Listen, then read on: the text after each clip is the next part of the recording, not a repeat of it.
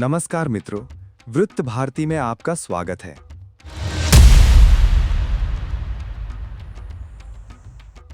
Great Nicobar project Bharat की रणनीतिक और आर्थिक शक्ति का नया अध्याय।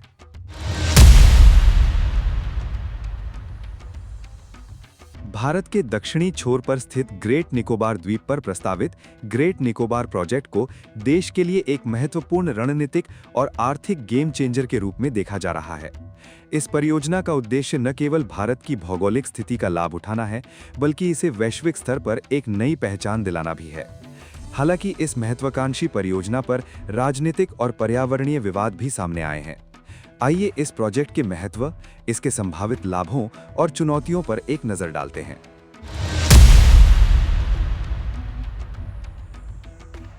क्या है great Nicobar project?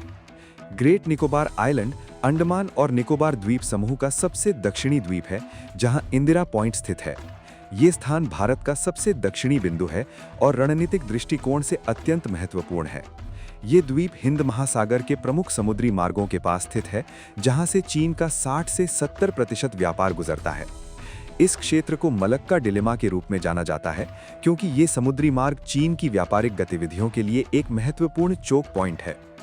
Great Nicobar project का उद्देश्य इस द्वीप को एक रणनीतिक और वाणिज्यिक केंद्र में बदलना है। इसमें एक गहरे समुद्र का बंदरगाह, हवाई पट्टी और अन्य बुनियादी ढांचे का विकास शामिल है। ये परियोजना न केवल भारत की सैन्य क्षमताओं को मजबूत करेगी, बल्कि क्षेत्रीय व्यापार और लॉजिस्टिक्स के लिए भी एक महत्वपूर्ण केंद्र बनेगी।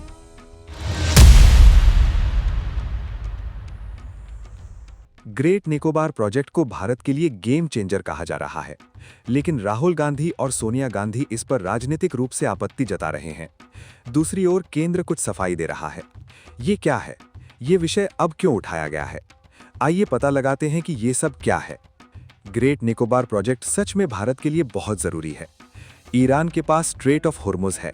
आज ईरान इसे हथियार की तरह कैसे इस्तेमाल कर पा रहा है और पूरी दुनिया में कैसे उथल-पुथल मचा रहा है। अमेरिका जैसी सुपर पावर कैसे गुलाम बन रही है और लाचार है। हम देखते हैं कि अमेरिका ऐसी विपरीत परिस्थिति में है जहां अमेरिका कुछ नहीं कर सकती। ये हम आज देख रहे हैं। आज अमेरिकन शिप आ गए हैं, उनके बड़े एयरक्राफ्ट कैरियर हैं। आसपास 3 एयरक्राफ्ट कैरियर हैं, लेकिन वे ओमान की खाड़ी में आने से डरते हैं। स्ट्रेट ऑफ होर्मुज के आगे की दूरी को भूल जाइए, वे ओमान की खाड़ी में आने से भी डरते हैं। वे इंडियन ओशन में अरेबियन सी में घूम रहे हैं, मेडिटेरेनियन सी में कहीं घूम घूम के आ रहे हैं। मतलब ये स्ट्रेट्स, ये छोटे चोक पॉइंट्स कितने महत्वपूर्ण हैं, ये समझना बहुत जरूरी है। ऐसा ही एक और चोक पॉइंट एक महत्वपूर्ण पॉइंट है। ये भारत और इंडोनेशिया के बीच में है। इसे ग्रेट निकोबार आइलैंड कहते हैं। ये अंडमान और निकोबार आइलैंड्स का सबसे आखिरी आइलैंड है, जो सबसे दक्षिणी दिशा में है। उसमें से आखिरी पॉइंट है जिसे हम इंदिरा पॉइंट कहते हैं। भारत देश से संबंधित सबसे दक्षिणी पॉइंट कन्याकुमारी नहीं है। कन्याकुमारी मेनलैंड का सबसे दक्षिणी पॉइंट है, लेकिन भारत का सबसे दक्षिणी पॉइंट इंदिरा पॉइंट है, जो निकोबार आइलैंड में है। ये ग्रेट निकोबार आइलैंड में है। ग्रेट निकोबार आइलैंड में हमारे कुछ निकोबारी हैं। वैसे ही हमारे शोम्पेन नाम की एक जनजाति के नागरिक हैं, और वे शोम्पेन जनजाति के नागरिक सिर्फ 1000 से 1100 लोग हैं। बाकी एरिया को ग्रीन बेल्ट भी कहते हैं। ये सभी जंगल वाले क्षेत्र हैं। इस निकोबार के जंगल वाले क्षेत्र को छुए बिना इस इंदिरा पॉइंट के आसपास के क्षेत्र में हमारे मिलिट्री बेस पहले से हैं। हमारी ट्राई सर्विसेज यानी सैन्य त्रिविध दल को ट्राई सर्विसेज कमांड कहते हैं। बाकी में हमारी एक अलग एयरफोर्स, एक अलग नेवी, एक अलग आर्मी है। लेकिन अंडमान और निकोबार आइलैंड्स में ये तीनों फोर्स एक कमांड के अंडर मिलकर काम करती हैं। यानी निकोबार ग्रेटर निकोबार आइलैंड में हमारे बेस हैं, हमारी एयर स्ट्रिप है, उससे जुड़ी फंडिंग है, उससे जुड़े प्रोजेक्ट अप्रूवल हैं। जब निर्मला सीतारमण डिफेंस मिनिस्टर थीं, तो उन्होंने जाकर इसका उद्घाटन किया था। तो ये बहुत महत्वपूर्ण है।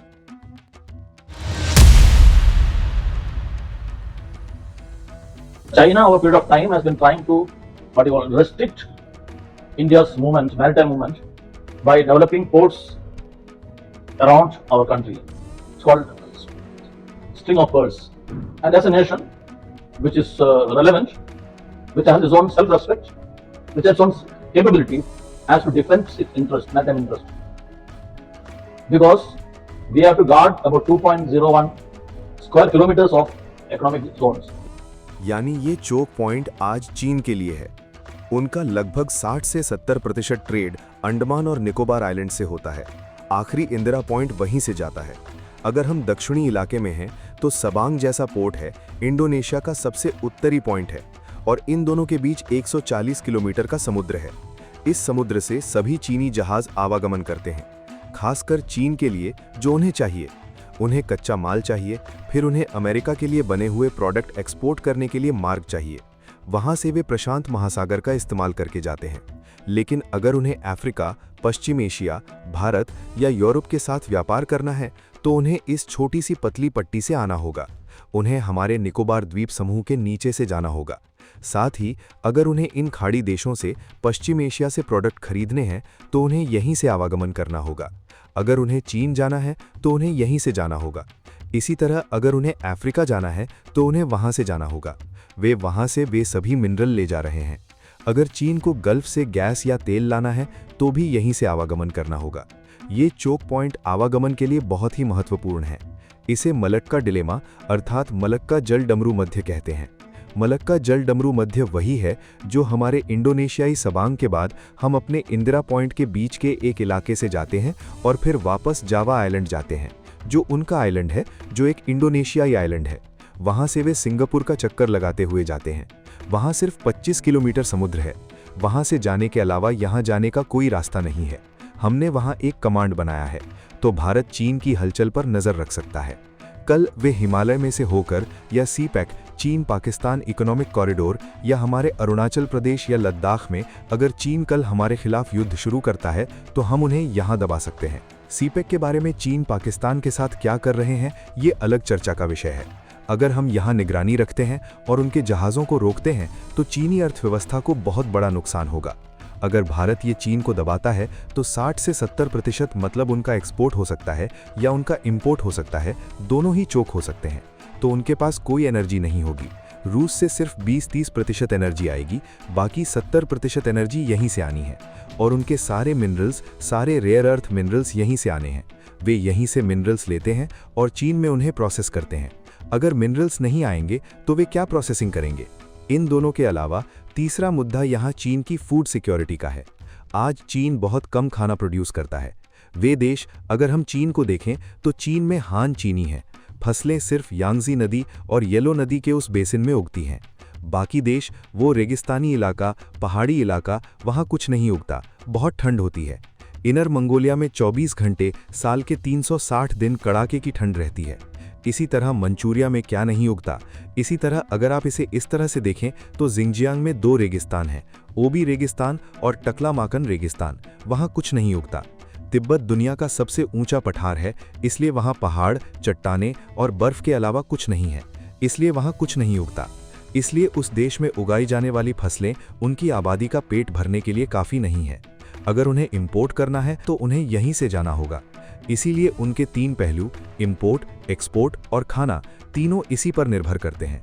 अगर हम वहाँ इंफ्रास्ट्रक्चर बनाते हैं तो कल चीन की हमें धमकी देने की हिम्मत नहीं होगी।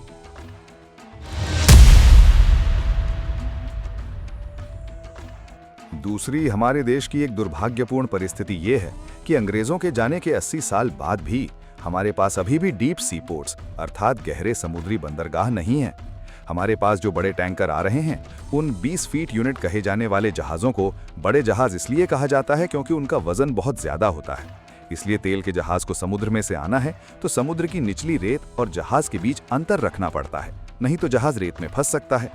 इसलिए अगर हम चाहते हैं कि वे कोर्ट में आए तो उन्हें डीसैल्ट करना होगा।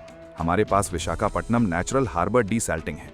ये मुंबई हो सकता है, ये मुंद्रा हो सकता है, ये सब। यानी हम मीडियम साइज के जहाज संभाल सकते हैं, लेकिन हम भारी जहाज नहीं संभाल सकते। आज हम भारी जहाज कहाँ संभालें? अगर हम दुबई में जेबल अली पोर्ट छोड़ दें तो कोलंबो या सिंगापुर हमें ये 3 बड़े पोर्ट सप्लाई करेंगे। अगर बड़े जहाज वहां आते हैं और वहां से छोटे जहाजों में ट्रांसफर होते हैं तो वे छोटे जहाज हमारे पोर्ट पर आ रहे हैं। विशाखापट्टनम, कोलकाता, चेन्नई ईस्ट कोस्ट पर हैं, लेकिन वेस्ट कोस्ट पर हमारे पास गोवा, मुंबई और फिर मुंद्रा पोर्ट है। इन सभी भारी जहाज़ों को पॉइंट पर मैनेज नहीं कर पाते हैं। भारत सरकार ने केरल में विझिंजम पोर्ट को मंजूरी दी है। यही विझिंजम प्रोजेक्ट है। पूरे प्रोजेक्ट को सफल होने में लगभग 10 साल लगेंगे। हम वहाँ एक डीप सी पोर्ट बना रहे हैं। अगर हम यहाँ एक डीप सी पोर्ट बनाते हैं तो हमारा निकोबार आइलैंड्स कहाँ होगा? हमारे पास ग्रेटर निकोबार आइलैंड्स हैं। अगर हम एक डीप सी पोर्ट बनाते हैं तो हम अभी से इन सभी शिपमेंट्स को हैंडल कर सकते हैं। लेकिन अगर वे अफ्रीका से निकलते हैं, अगर वे कोलंबो से निकलते हैं तो वे फिर से सिंगापुर जाएंगे। तो कोलंबो, सिंगापुर, जेबल अली और इन तीनों के बीच ग्रेटर निकोबार आइलैंड एक विकल्प होगा। तो बहुत ज़रूरी सप्लाई चेन लॉजिस्टिक्स ये है कि हांगकांग, सिंगापुर, जहां से उन्हें आज अपनी पावर मिलती है, वो भारत आती है। इसलिए ये बहुत ज़रूरी है। दूसरा, हमारे पास यहाँ सिर्फ ट्रांसशिपमेंट ही नहीं, हम वहाँ वे प्रोसेसिंग सेंटर्स भी बना सकते हैं। हम वहाँ किसी तरह का इंडस्ट्रियल इकोसिस्टम भी बना सकते हैं। तो इसके लिए जो क्षेत्र लगता है वो पूरा क्षेत्र भी है, क्योंकि इसका पूरा ईस्ट साइड बहुत डेवलप्ड है। कुआलालंपुर या दूसरा नोम पेन है या थाईलैंड है या सिंगापुर है, ये सब डेवलप्ड है। लेकिन यहाँ वेस्ट साइड कोई डेवलपमेंट नहीं है। तो अगर हम इसे डेवलप करते हैं तो भारत को सिविलियन और कमर्शियल मकसद के लिए बहुत उपयोगी सिद्ध होगा। एक कमर्शियल ट्रांसशिपमेंट पॉइंट होगा और मिलिट्री के मामले में चीन को रोक देगा, और चीन को दोनों मामलों में हम पर निर्भर रहना होगा। अगर ये सही रहा तो ऐसी सिचुएशन आएगी कि वो हमसे आगे नहीं जा पाएगा।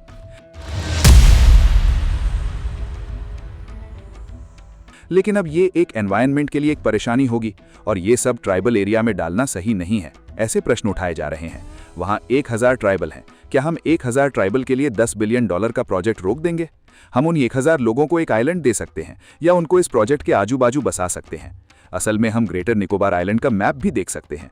ग्रेटर निकोबार आइलैंड का लगभग 20% ही इस प्रोजेक्ट को लेगा। बाकी 80% अभी भी एक रिजर्व फॉरेस्ट है। कोई उसे छू नहीं रहा है, वे वहीं हैं, कोई उन्हें रोक नहीं रहा है। सिर्फ 3 गांव अफेक्टेड हो रहे हैं। इन 3 गांव का पुनरुत्थान किया जाएगा। जिसको इन प्रोजेक्ट से दिक्कत होगी वो तो जाहिर है कि उनको वो अपना आवाज़ उठाएंगे कि और कोशिश भी करेंगे कि प्रोजेक्ट ना हो पाए। तो बहुत सब तरीके के अपनाएंगे। वो हो सकता है भारत में भी उनके कुछ प्रतिनिधि हों जो छुपे तरीके से काम करते हो, उनको भी उकसाएंगे। आज अगर हम राहुल गांधी और सोनिया गांधी को देखें तो वे इस पर बड़े आंदोलन कर रहे हैं। इसमें कुछ बहुत गलत है, नुकसान होगा, एनवायरनमेंट को नुकसान होगा, सारे ट्राइबल खत्म हो जाएंगे, सब उनका ट्राइबल जाति खत्म हो जाएगा। ऐसे अचानक राहुल गांधी और सोनिया गांधी का प्रेम उफान मरने लगा है। कल तक राहुल गांधी और सोनिया गांधी को इसकी परवाह नहीं थी, अचानक उनका प्रेम उमड़ पड़ा है। तीनों गांव को नुकसान होगा। ये वही कांग्रेस है जब भाखरा नांगल डैम बना तो लगभग 350 गांव डूब गए। जब नागार्जुन सागर डैम बनाया तो लगभग 300 गांव डूब गए। दामोदर वैली प्रोजेक्ट्स 150 गांव। डूबने का मतलब है कि पिछले 70 सालों में कांग्रेस के बनाए सभी प्रोजेक्ट से कितना नुकसान हुआ है। इस सरकार ने कितने गांव डुबोए हैं। यहाँ हम सिर्फ 3 गांव हटा रहे हैं। हम उनके साथ क्या कर रहे हैं? सरकार निश्चित रूप से उनका कहीं और सुरक्षित पुनर्वास करा रहे हैं, उन्हें कहीं और शेल्टर दे रहे हैं। तीनों गांव ओपन एरिया हैं, उनमें कोई एनवायरमेंटल प्रॉब्लम नहीं है। सरकार के फैसला करने के बाद ये एनवायरनमेंट मिनिस्ट्री के पास जाता है।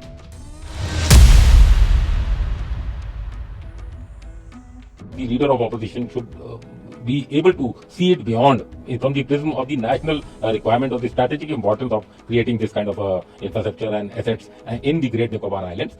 The opposition should, in such kind of things, be siding the government rather than raising concerns which are of very less importance, I would say. Ministry में एनवायरनमेंट डिपार्टमेंट में वे बहुत रिसर्च करते हैं। इसके पेड़ पौधों और जानवरों को लेकर बहुत सवाल होते हैं। इस पर एक बड़ी स्टडी होती है। प्रोजेक्ट के फायदे नुकसान इन दोनों का कंपैरिजन होता है और इसके बाद ही अप्रूवल मिलता है। प्रधानमंत्री क्या कहते हैं वो सरकार सुन रही है। अगर कोई ये तर्क देता है कि मैं उनकी बात नहीं मानूंगा तो नेशनल ग्रीन ट्रिब्यूनल है, NGT, उसका सरकार से कोई लेना देना नहीं है। हमने पहले भी देखा है कि श्री श्री रविशंकर जी जब उन्होंने यमुना नदी के बाढ़ वाले इलाके में एक बड़ी इंटरनेशनल कॉन्फ्रेंस की, कुछ दिन के लिए टेम्पररी स्ट्रक्चर बनाए थे, फिर भी NGT ने उन पर 2 करोड़ का जुर्माना लगाया, ये कहते हुए कि इससे नुकसान करने की इजाज़त नहीं है। टेम्पररी स्ट्रक्चर बनाए गए और कार्यक्रम समाप्त होने के बाद वे सभी टेम्पररी स्ट्रक्चर चले जाएंगे, फिर भी उन्होंने उस पर जुर्माना थोप दिया था। यानी एक ऐसी बॉडी जो इतनी इंडिपेंडेंट है, NGT एक संविधान, एक कानून की तरह है, वे किसी की बात नहीं सुनती, वे अपनी एक एंटिटी है। हमारे देश में कोर्ट कैसे हैं? कोर्ट सरकार की बात नहीं सुनते, वे जो भी फैसला करे। कोर्ट ने हमारे एनवायरनमेंट को लेकर नेशनल ग्रीन ट्रिब्यूनल को क्लियरेंस दे दिया है।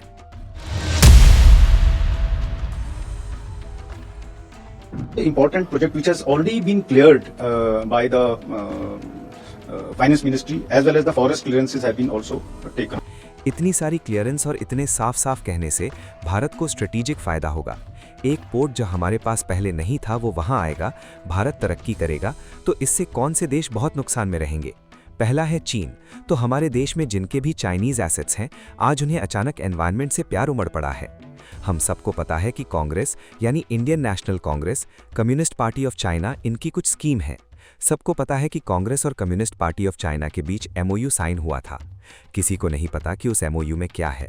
अगर कोई इंटरनेट पर सर्च करेगा तो उसे राहुल गांधी और चीन के कम्युनिस्ट लीडर की एक फोटो मिलेगी जिसमें वे कॉन्ट्रैक्ट साइन कर रहे हैं, जबकि सोनिया गांधी शी जिनपिंग के पीछे खड़ी हैं। तो उन दोनों के अग्रीमेंट के हिसाब से आज हमारे देश में चीन के सबसे बड़े एसेट्स हैं तो वो कांग्रेस है। उन्होंने कांग्रेस को आगे भेजा है। जागरूकता का मतलब समझने के काबिल राहुल और सोनिया कभी नहीं थे। उसने पहले ही सोनिया गांधी ने इस प्रोजेक्ट के विरोध में एक अखबार में ऑपेड लिखा है। उसने एक नेशनल अखबार में एक लंबा आर्टिकल लिखा है। इस वजह से कैसे 1000 लोग संघर्ष कर रहे हैं, कैसे वे देश को बर्बाद कर रहे हैं, अचानक कहीं से सोनिया और राहुल को इन पर प्यार पैदा हो गया है। क्या सोनिया गांधी वो दिन भूल गई है जब वो और उसके पति राजीव गांधी इंडियन नेवी का एक जहाज छुट्टी मनाने के लिए लक्षद्वीप लेकर गए थे?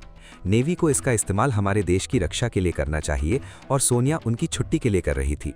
हमने देखा है कि लक्षद्वीप में इतने बड़े जहाज़ों के आने जाने से कितना प्रदूषण होता है।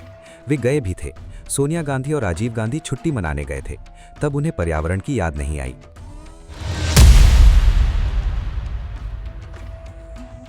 तो ये सब इसलिए है क्योंकि उन्हें चीन की कम्युनिस्ट पार्टी से निर्देश मिले हैं, इसलिए वे ऐसा व्यवहार कर रहे हैं। समझ की कोई कमी नहीं है। उनके जैसे बहुत से लोग हैं जो कहते हैं कि एक्सपोर्ट होता है। वे सब कुछ भूल गए हैं जो उन्होंने सरकार में रहते हुए किया था और अचानक वे कह रहे हैं कि इससे कुछ नुकसान हुआ है, लेकिन इससे कोई नुकसान नहीं हुआ है। नेशनल ग्रीन ट्रिब्यूनल ने भी सरकार को हरी झंडी दी है। अगर हम ग्रेटर निकोबार आइलैंड का मैप देखें तो दक्षिणी हिस्से जैसा दिखता है। वो 1 से 3 लाख पेड़, यानी 3 लाख संख्या बहुत बड़ी लग सकती है, क्योंकि अगर पूरा जंगल का इलाका जंगल में है तो भी कम से कम 1 या 4 मिलियन पेड़ हैं। यहाँ नीचे जिस इलाके में हमारी सेना पहले से मौजूद है, जिस इलाके में हमारे बेस हैं, वहाँ ऐसी स्थिति है कि हमें कुछ 3 लाख पेड़ों को बदलना और हटाना है। सरकार ने पहले ही एजेंसी को बता दिया है कि वे इसे कहीं और लगाएंगे। अगर यहाँ से 3 लाख पौधे हटाए जाते हैं तो हम कम से कम 5 लाख पौधे और उसके आसपास और पौधे लगाएंगे। तो कोई दिक्कत नहीं है। चीन को दिक्कत है, इसलिए आज सोनिया गांधी और राहुल गांधी को दिक्कत है, और कुछ नहीं। ये भारत के लिए बहुत ज़रूरी प्रोजेक्ट है। ये प्रोजेक्ट पूरी तरह सफल है। इसके लिए टेंडर भी जारी हो चुके हैं, अवार्ड भी दिए जा रहे हैं। धीरे धीरे इस पूरे प्रोजेक्ट को डेवलप करने में अगले 10 साल लगेंगे। 10 साल में ये एक शानदार, एक महत्वपूर्ण क्षेत्र बन जाएगा। ये सिविलियन और स्ट्रेटेजिक मकसद दोनों के लिए होगा। हाँ, स्ट्रेटेजिक मकसद, आज हमारे पास 2 एयरक्राफ्ट कैरियर हैं, INS Vikrant, INS Vikramaditya. INS Vikrant हम कोचीन शिपयार्ड में बना रहे हैं। INS विक्रमादित्य हम रूस से लाए गए एक को रीफिट करेंगे। हम एडमिरल गोर्शकोव को लाएंगे और हम उसे रीफिट करेंगे, और नेवी तीसरे एयरक्राफ्ट कैरियर के लिए कहेगी। लेकिन ये Andaman Nicobar island fixed aircraft carrier की तरह है, इसलिए हम म्यांमार या इंडोनेशिया या मलेशिया की तरह वहाँ के पूरे एरिया को कवर कर सकते हैं। शायद मलक का एक चोक पॉइंट हो सकता है, या अगर हम वहाँ से सबमरीन से उस पर हमला करते हैं तो हम बीजिंग पर न्यूक्लियर अटैक कर सकते हैं। इसलिए हम समझ सकते हैं कि ये कितना ज़रूरी है। कांग्रेस निश्चित रूप से उसका विरोध करेगी जिसकी हमारे देश को ज़रूरत है और जो हमारे देश के डिफेंस के लिए बहुत ज़रूरी है। हमें पता है कि उनका इंटरेस्ट वहाँ क्यों है।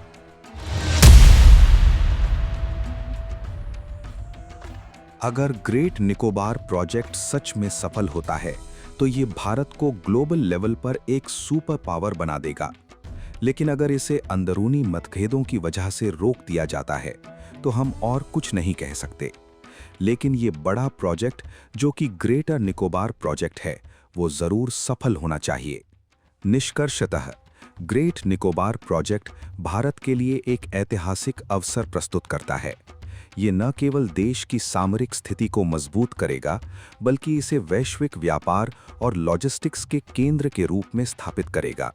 सरकार ने पहले ही स्पष्ट कर दिया है कि वो पर्यावरण संरक्षण और स्थानीय समुदायों के हितों का ध्यान रखेगी।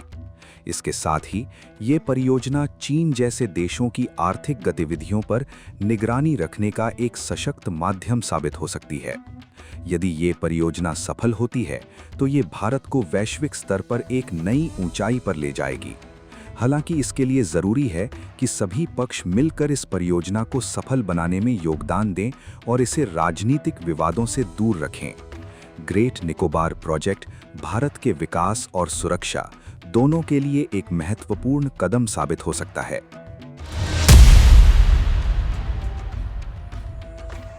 मित्रों, ये वीडियो पसंद आया हो तो लाइक करें, शेयर करें और हमारे चैनल को सब्सक्राइब करना न भूलें। ये वीडियो अंत तक देखने के लिए धन्यवाद। वंदे मातरम।